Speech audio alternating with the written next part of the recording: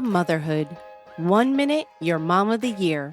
I love you, Mommy. Then the next, not so much. From bath time to bullying, from potty training to puberty, parenting is full of challenges. But one thing is for certain, you are not alone. Welcome to Modern Mom Probs. I'm your host, author, mother, parenting expert, Tara Clark. Join me while we tackle today's modern mom problems. Welcome back to another episode of Modern Mom Probs. If you like what we're doing, be sure to subscribe. Today's topic is a little heavy. We're going to be talking about the very real world of living an online life with Jo Piazza. Jo is an established podcaster and best-selling author. Her work has been published in 10 languages in 12 countries, and 4 of her books have been optioned for film and television. A former editor, columnist, and travel writer, Jo's work has appeared in the Wall Street Journal, the New York Times, New York Magazine, Glamour, Elle, Time, Marie Claire, The Beast, so many more. I just feel like the Daily Beast, Slate, I could just keep going on and on and on. Jo, welcome to the show. Thanks for having me. I feel like I need to edit that on my website because bookstores will pick that up and then inevitably the assistant bookseller is reading that. And I'm just going to change it to has written for most publications out there, the ones that still exist and the ones that were killed by the internet. That's it. I'm just going to put that. That's it. That's exactly all you need. Name one. If written for them. Yeah. If you could think of it, she wrote for it. I wrote for it. Yeah. Yeah, exactly. Jo, you're an absolute powerhouse. Like I said, I mean, you're a wildly successful podcaster. You're a wildly successful writer. You're a wildly successful mother. Tell us a little bit about yourself. God, you're amazing. Can you just follow me around and say those things? Yeah, I've been a journalist for over 20 years now, and I feel like I've been riding the wave of how the internet and social media have destroyed journalism in so many ways. I've pivoted so many times at this point from print. I was still writing for a print newspaper that was competing daily against I was at the New York Daily News. We were competing daily against the New York Post. It was actual print tabloid wars because this was just as the internet was starting. I remember those times. Yeah, I'm always so grateful that I had that time, actually, because I think it taught me to be a better journalist. It taught me to respect print journalism so much. And then, of course, I pivoted into digital journalism. I launched Yahoo Travel and went back to magazines and then launched all the websites for those magazines. I've dabbled in the social space. I changed over to podcasts. I started writing books. I feel like I'm trying to do all of the things before ChatGPT just takes them over and I have to find a new career. Yes, I feel that. Right? I'm like, just try it all. Just try it all before AI starts to do it. All right. Beep, bop, boop. It's going to be doing that. And everything will sound the same and everything will be written the same. And that's pretty much what's pretty going much on. It. Yeah, that's where we're going to be. Yeah. So when I scheduled our chat, this pod, we were going to talk about other things. But unfortunately, last night we received news about the unfortunate and untimely passing of Heather Armstrong. She was a pioneer mommy blogger. And I hate even to use that phrase because she was just so much more than just a mommy blogger. But she was also the creator of Deuce.com. How did you take the news of Heather's passing? I was totally flattened by it, I have to say. And at first I thought it was a joke. I saw someone make a comment about it, maybe on Substack. It had to be because I'm not on Twitter anymore. And then they erased it. Someone just said, did the Deuce die? And then I had to get offline and do mom things for a while and came back. And then I saw all the obituaries. And it really punched me in the gut. For so many reasons. I didn't know Heather personally. I interviewed her a few times, most recently for my Under the Influence podcast a couple of years ago. And it was a long interview. We talked for a very long time about how toxic the internet became for a woman. But to me, she was the person who started it all. And I started writing about this today. It pisses me off. It pisses me off that every obituary about her calls her a mommy blogger. And I don't like the term mommy blogger. That's how I felt too. Even as I was saying that, I was like, Yeah. I don't want to say that because it's so much. She's so much more. But also, what else can you say? That's the thing, because it was a term that essentially was created to pigeonhole the women that were creating this industry. And women adopted it because we wanted to be an industry, right? And so we kind of accepted what other people named us. But she was so much more than that. She was an author, and I think she pioneered a new genre of how to write about motherhood. And I compare that to the men who created new journalism, the Gay Talese, Hunter S. Thompson, who pioneered that experiential form of journalism. These men who we hold up as fucking pillars of journalism and literary craft. Heather did that. She wrote raw, honest, and authentic accounts of being a woman in the world in a way that I don't think we have seen before, in a way that spawned an entire multi-billion-dollar industry. And I think she deserves the credit for that. 1,000% yes. 1,000%. And that's why we're here talking about her, paying homage to her, and talking about the industry in general. Like, as I mentioned before, you had a podcast called Under the Influence, where you really and truly picked apart this industry that we're a part of. And I've had many other guests on this podcast where we've spoken about this, Sarah Petersons of the world. And I love me some Sarah Peterson. I love Sarah. She's amazing. And her book's doing great, and her book's fantastic. Going to give a plug for that. Go buy Momfluenced. If you haven't read it yet, get it. I've also had on Catherine Jesser Morton, who I know you know as well. She's amazing. Like, you're my people. You are, we are all in this together. So I want to talk about mental health and creators. I didn't know Heather personally, but this really hits because it feels like one of our own. So from your work, whether it's writing or on the podcast with Under the Influence, how have you seen the implications of social media weave into the mental health of creators? Yeah, I think it's impossible for it not to, in so many ways. When I was working on Under the Influence, I interviewed countless creators who told me they were suicidal, who told me they had truly been driven to the brink by the toxicity of the internet, by the commenters saying just the most terrible things you can imagine people saying to other people, but who were cloaked by the anonymity of the internet and felt free to trash these women as though they were not real human beings at all, as if they were characters on a television show, which, to be fair, social media has turned these women into characters, but by the way that people consume it. So I do think that it is the platform's fault for how it has evolved. And even going back to Heather Armstrong, she hated how mommy blogging had taken this turn towards influencing, how writing had turned into just a photo, how brands were dictating what women could and couldn't say. And I think all of it, just all of the weight of all of these things, takes such a huge toll on mother creators at a time in their life when you're insanely vulnerable. I say this a lot. I think that we don't give nearly enough credence to the fact that becoming a mother is the same kind of identity shift as puberty, and probably more monumental for women.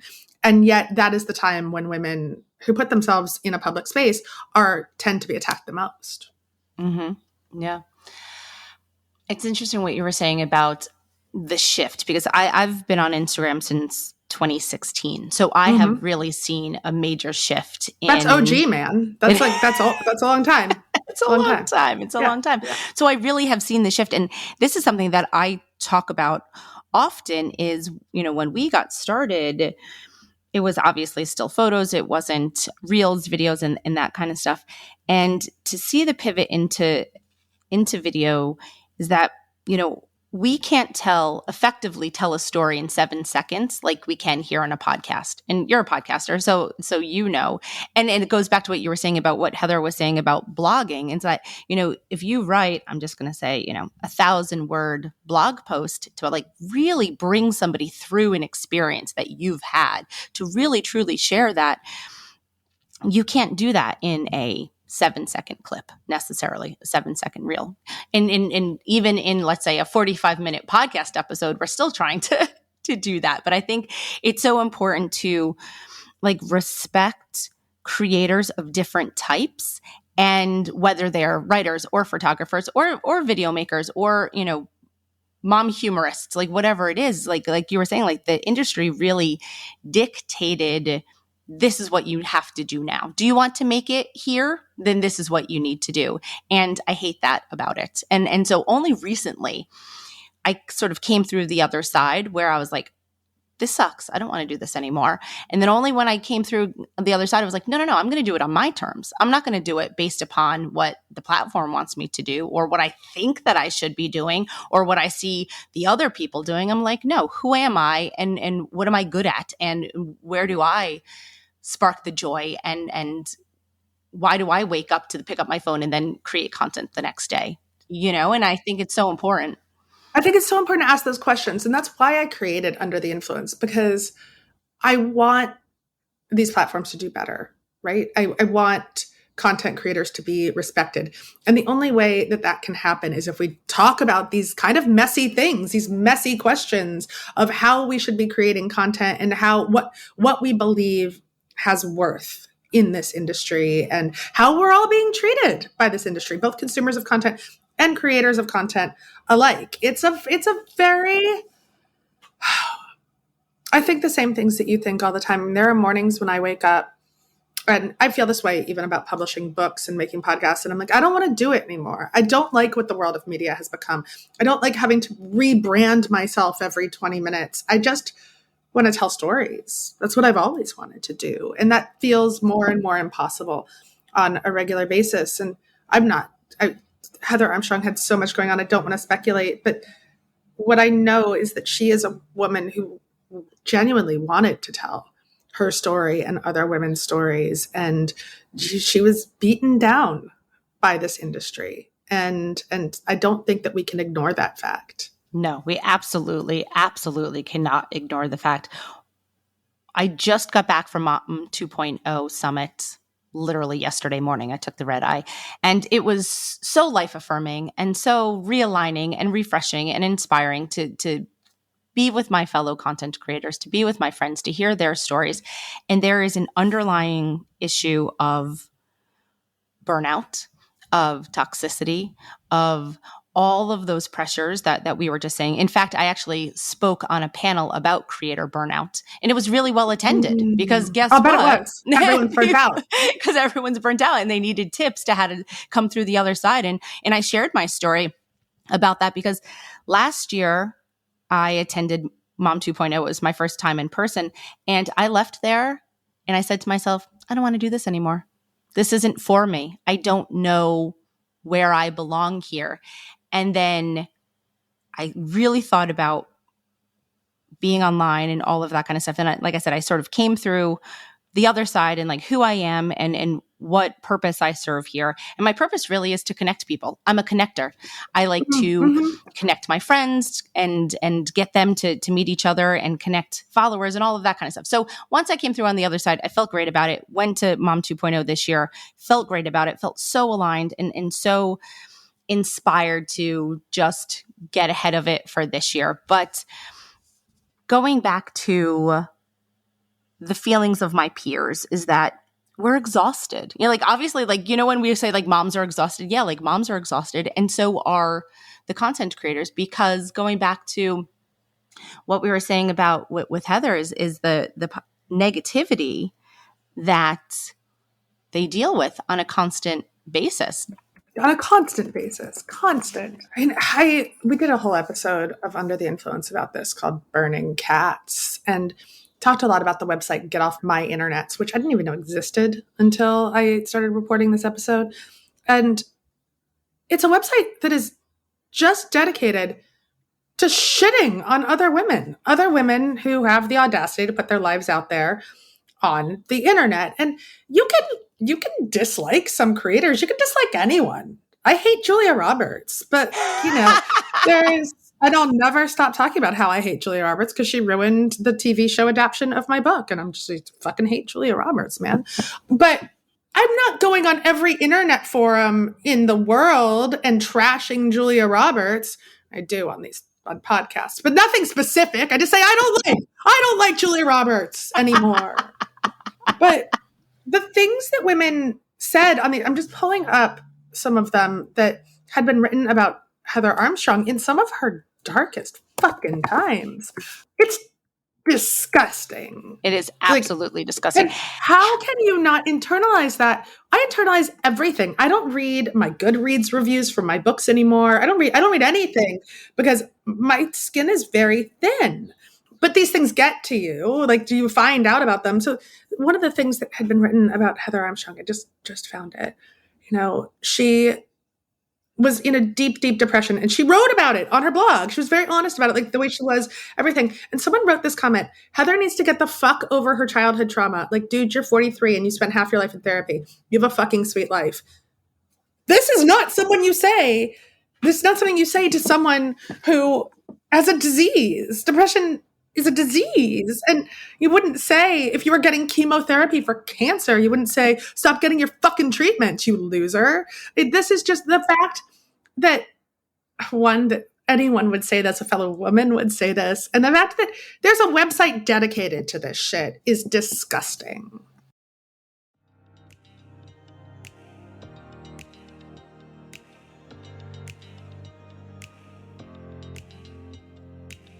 This episode is brought to you by Modern Mom Style Box. Upgrade your wardrobe and enjoy unlimited styles for just $60 a month. Modern Mom Style Box is the first rental clothing subscription designed exclusively for moms and moms-to-be. Get started today with a free trial. Use promo code PTO.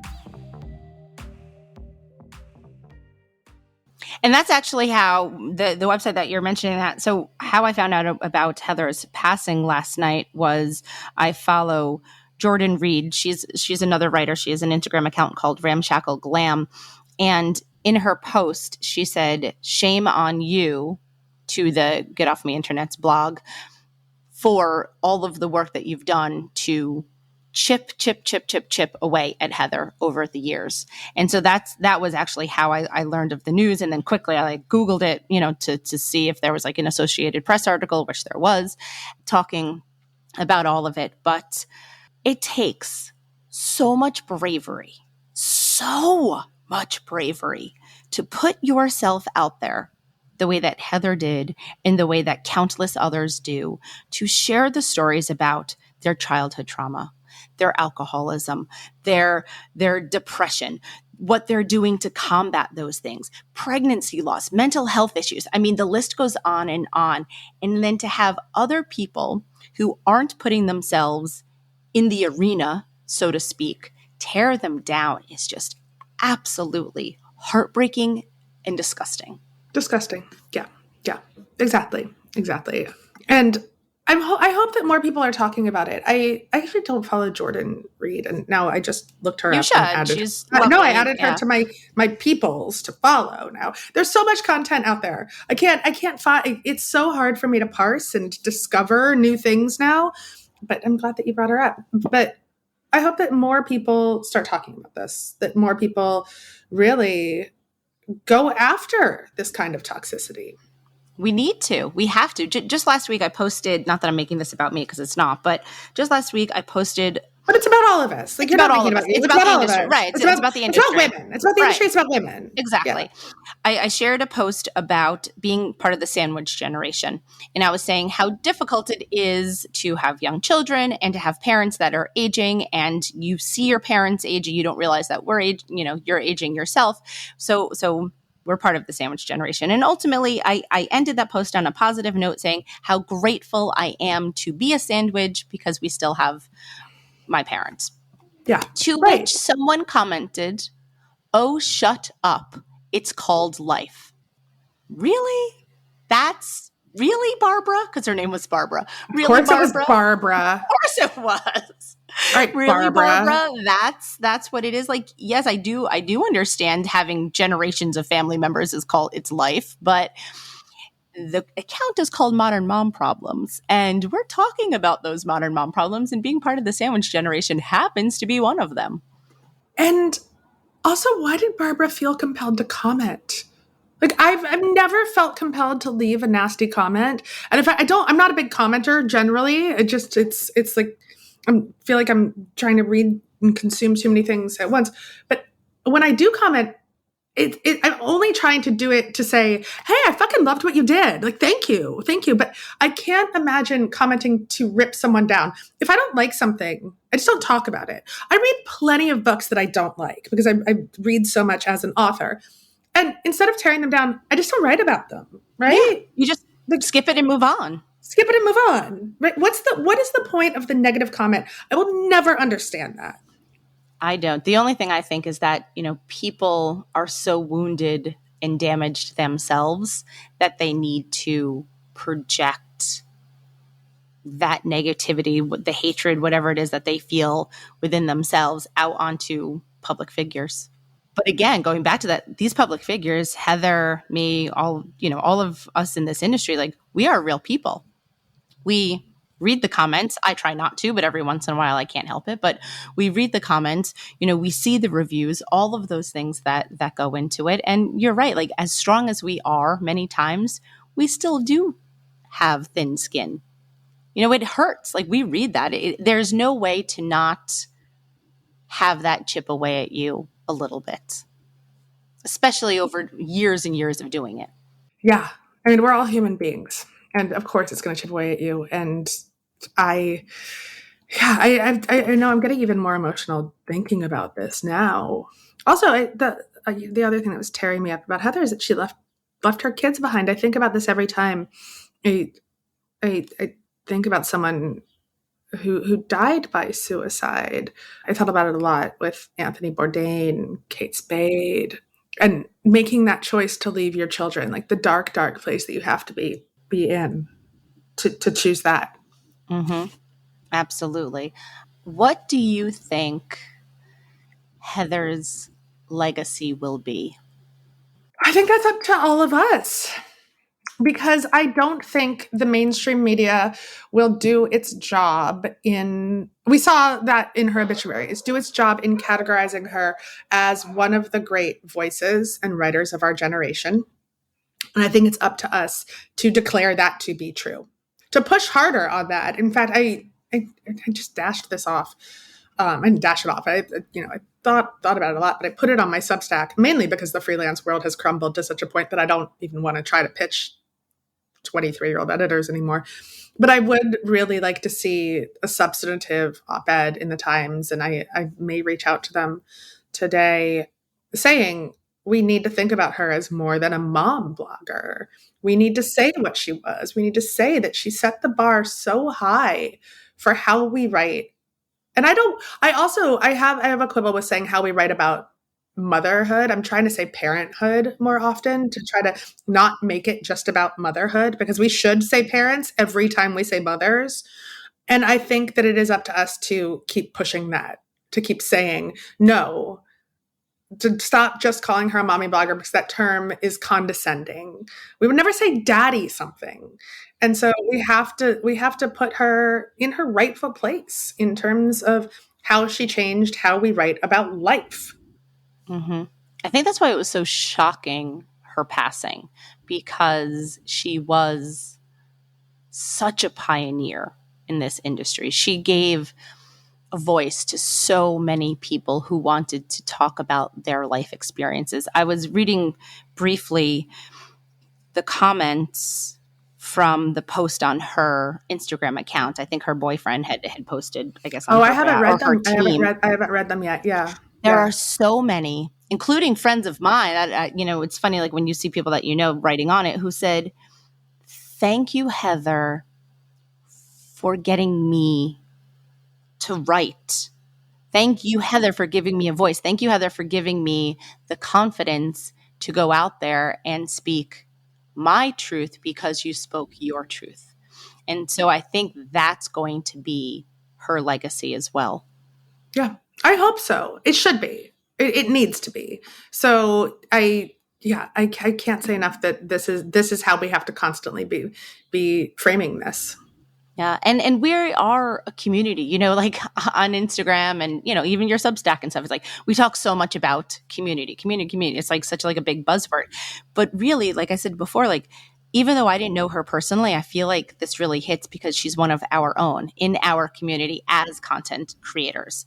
And I think that's why it really stings. I think it would sting anyway, but it really stings because like you said, you can feel for her children. You feel for her family, her boyfriend, everyone involved in her family directly. And it's just really hard. I just hope that we could respect and pay homage to her legacy.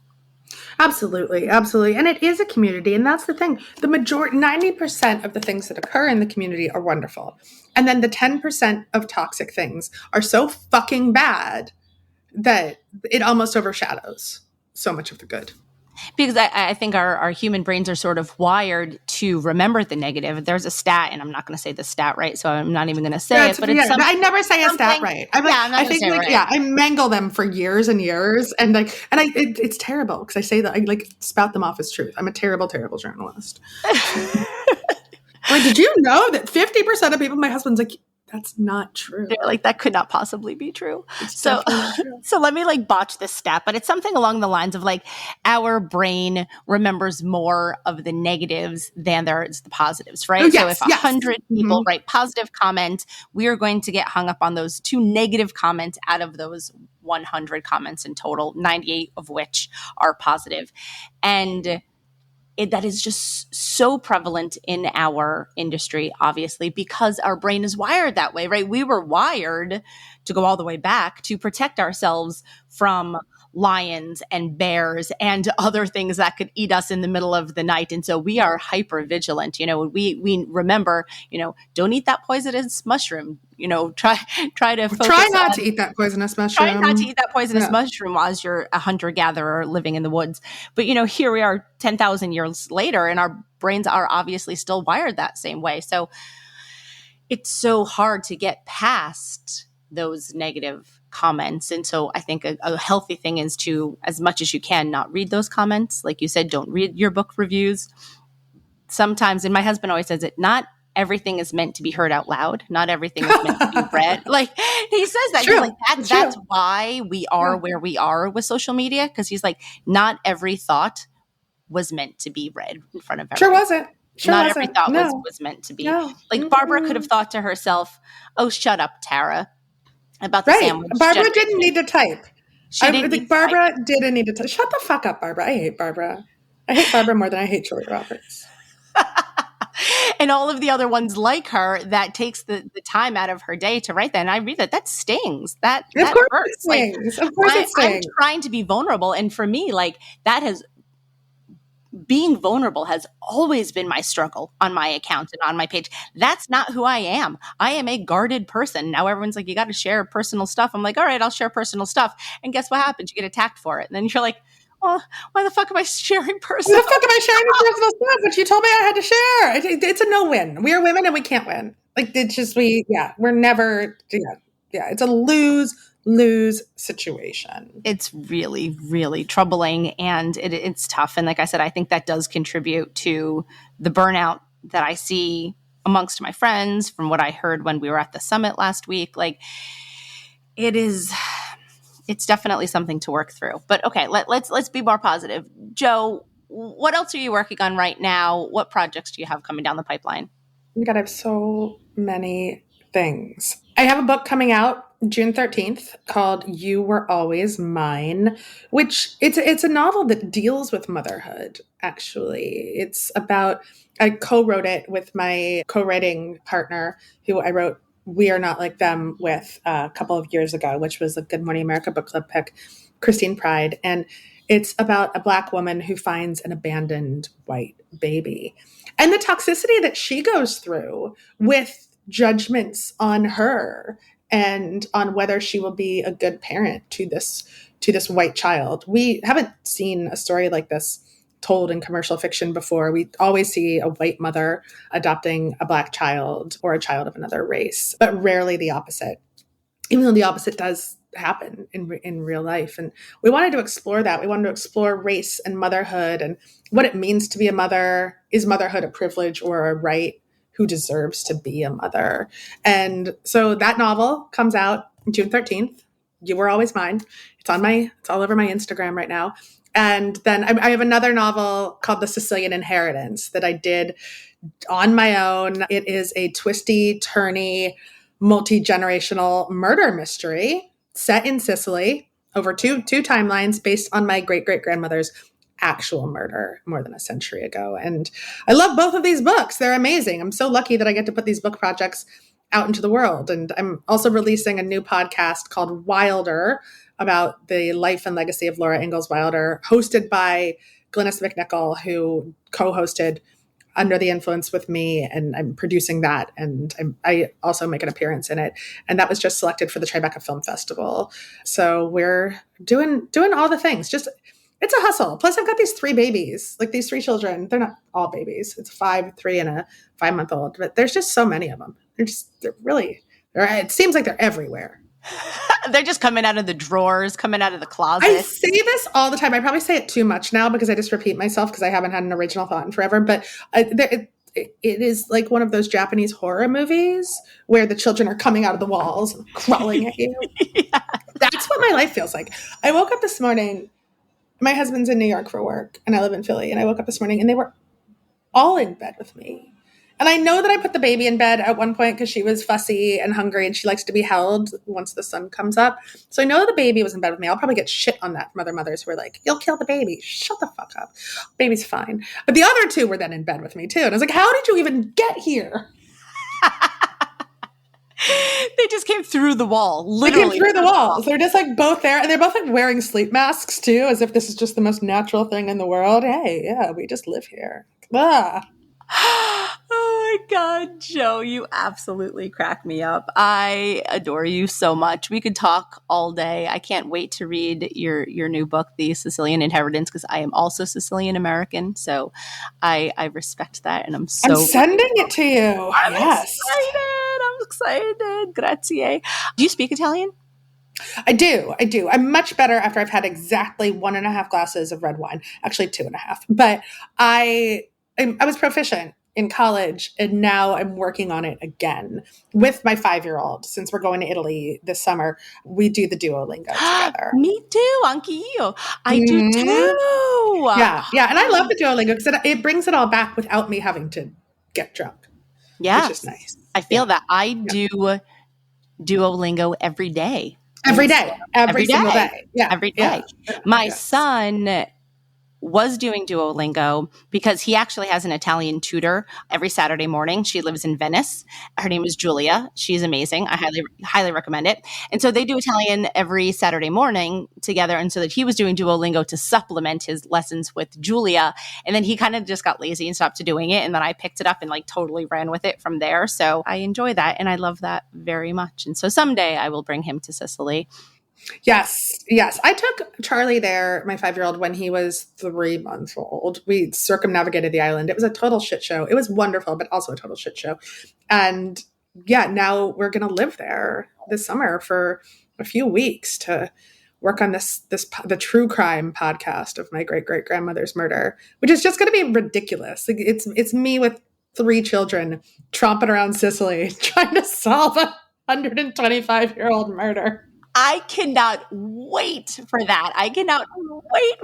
That is going to be the best. It's going to be the best. It really is. I've already worked with the folks over at Ellis Island who were so helpful and wonderful. And they've pulled all of my family's documents to try to really hone in. Because what happened is my great-great-grandmother was left there when her husband and all of her sons went to America to make money for the family. And then she was murdered before she could come. So I'm trying to really hone in on the timeline. And they're so helpful. Those researchers at Ellis Island, and they said the same thing that I always say. They're like, we're about to be replaced by ChatGPT, so we're just really happy that someone wants us to do our research. And I'm like, I love you guys. That's amazing. I should call them and just be like, you know what? I have a project. I don't really have anything in mind, but I just like to learn because Yeah. No, love they're that kind of stuff. lovely. They're lovely. Exactly. All right. So I'm sending you Sicilian Inheritance. You're sending me the book. Yeah. We're going to do all the stuff. Tell everyone where we can find you online, Joe. So I have a new Substack that I'm really into. I didn't know if I would be this into Substack, but I like it a lot. And it's called Over the Influence. And you can search Joe Piazza Over the Influence and sign up for it. And then I'm on the Instagram, which I love hate, which is Joe Piazza Author. And those are the best places to find all of the things that I'm doing right now. And who knows, it'll probably be something else tomorrow. I love all of the things. I am a member of your Substack. It is wonderful. It's a lot of fun. It reminds me of the early days of blogging. Right? Isn't that wild that it came back around? Because I find the same thing. It came back around with the Substacks. And so with the Substacks. It's wild. I love it. Joe, thanks so much for being here.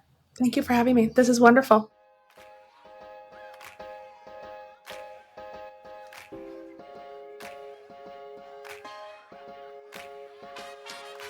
Thanks for listening to today's episode of Modern Mom Probs. I hope you enjoyed our deep dive in today's problem with me, your host, Tara Clark. Join me next time when I'll be interviewing another great guest and tackling another modern mom problem. If you enjoyed today's episode, please leave us a review and a rating. As always, you could head over to Modern Mom Probs on Instagram and give me a follow. Or check out my book, Modern Mom Probs, A Survival Guide for 21st Century Mothers, available online wherever books are sold. Well, that's it for today. See you next time, folks.